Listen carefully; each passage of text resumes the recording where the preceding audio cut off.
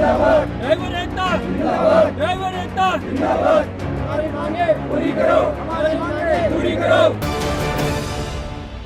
राजस्थान में विधानसभा चुनाव अब से कुछ ही महीनों बाद होने वाले हैं और मुख्यमंत्री अशोक गहलोत ने भी कहा था कि मैं देते देते नहीं थकूंगा, आप लोग मांगते मांगते थक जाओगे।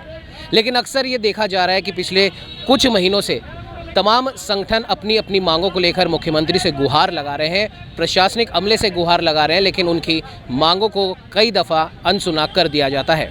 ऐसे ही एक संगठन के पास आज हम पहुंचे हैं जो कि सरकारी अमले की टैक्सियां चलाते हैं। टैक्सी यूनियन से संबंधित लोग आज हमारे साथ हैं, उनसे जानेंगे क्या उनकी समस्या है और मुख्यमंत्री अशोक गहलोत से, राजस्थान सरकार से वो क्या मांग रहे हैं। सर, क्या समस्या है और क्या आपकी मांग है? हम लगातार 4 साल से सरकार से हमारी जो मांगे हैं प्रमुख, एक तो है गाड़ी की कंडीशन, मॉडल कंडीशन 10 साल करी जाए, क्योंकि ऑफिस में चलने वाली गाड़ियों का 10 साल तक कुछ भी नहीं बिगड़ता है, जबकि 15 साल का तो हम टैक्स जमा करते हैं, तो कम से कम 10 साल मॉडल कंडीशन करी जाए। एक कोई भी अधिकारी अगर उसका पर्सनल काम नहीं करते हैं तो वो कह देता है कि दूसरे दिन से गाड़ी में मत आओ। सभी अधिकारी नहीं हैं, लेकिन कुछ अधिकारी हैं, तो इससे अगर आप किसी को एक साथ काम से हटा देते हैं तो उसके सामने रोजी रोटी का संकट आता है, वो बेरोजगार हो जाता है, और अगर 2-4 महीने काम नहीं मिले तो उसकी आत्महत्या की स्थिति आ जाती है। ऐसा हमने लॉकडाउन में देखा था। लॉकडाउन में बहुत से लोगों की गाड़ी हटाई और बहुत सौ ने आत्महत्या भी की है। तो एक बिना नोटिस दिए गाड़ी नहीं हटे, एक जिस ऑफिस में गाड़ी चल रही है अगर अधिकारी का ट्रांसफ़र हो तो भी गाड़ी वही रहे, अधिकारी जाए, क्योंकि उसको दूसरे ऑफिस में दूसरी मिल जाएगी। और एक हमारी मांग है कि हमारा बोर्ड बनाया जाए जिससे हम हमारी समस्याओं को उस बोर्ड में कह सकें, और 1500 किलोमीटर के 40,000 रुपये दिए जाएं, क्योंकि इसी में हमारा ड्राइवर का है, किस्त है, परिवार है, डीजल है, मेंटेनेंस है, सब कुछ है। और हमारे लिए LIC की सुविधा की जाए, प्लस हमारी, और सबसे पहले हम चाहते हैं कि CM साहब हमें मिलने का टाइम दें, जिससे हम उनके सामने हमारी समस्या रख सकें।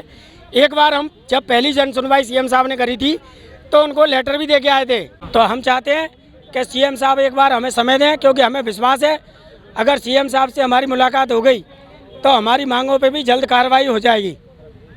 बिल्कुल।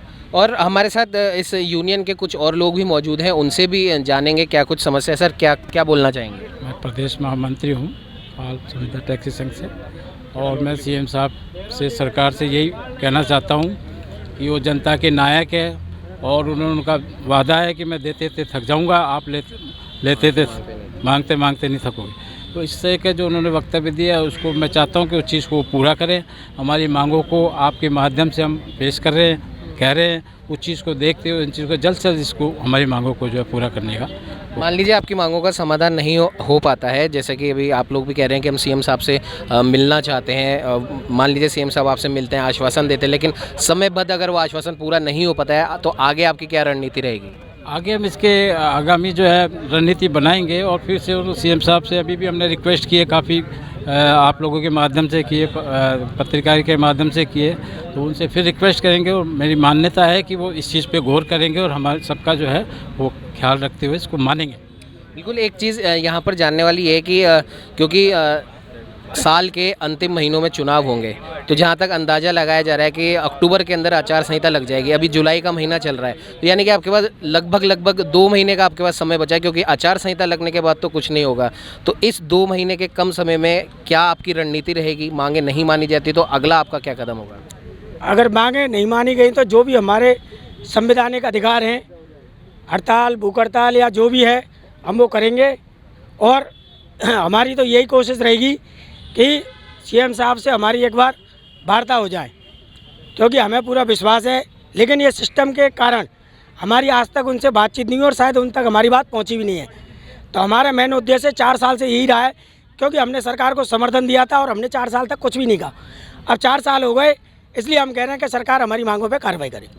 बिल्कुल, तो ये थे टैक्सी यूनियन के कुछ सदस्य जिनका साफ तौर पर ये कहना है कि हम हमारी मांगों को लेकर मुख्यमंत्री अशोक गहलोत के पास जाएंगे, उन्हें हमारी मांगों के बारे में बताएंगे और 4 साल तक अपनी इन मांगों को लेकर ये पीड़ित थे। लेकिन क्योंकि इनका साफ तौर पर कहना है कि हमें हमारे जननायक हमारे मुख्यमंत्री अशोक गहलोत के ऊपर पूरा भरोसा है, उनसे मिलने जाएंगे और हमें आशा है कि वो हमारी बात मानेंगे। लेकिन एक कंडीशन ये भी है कि अगर उनकी बात नहीं मानी जाती है तो आगामी कुछ दिनों में ये धरने प्रदर्शन पर भी उतरेंगे। सहयोगी कैमरामैन कुलदीप के साथ उमंग माथुर, नवतेज टीवी, जयपुर। देश और दुनिया की हर बड़ी खबर के लिए सब्सक्राइब करें नवतेज टीवी और पल पल के अपडेट्स के लिए बेल आइकन को दबाना ना भूलें, क्योंकि आपकी खबरों का भरोसेमंद साथी है नवतेज टीवी।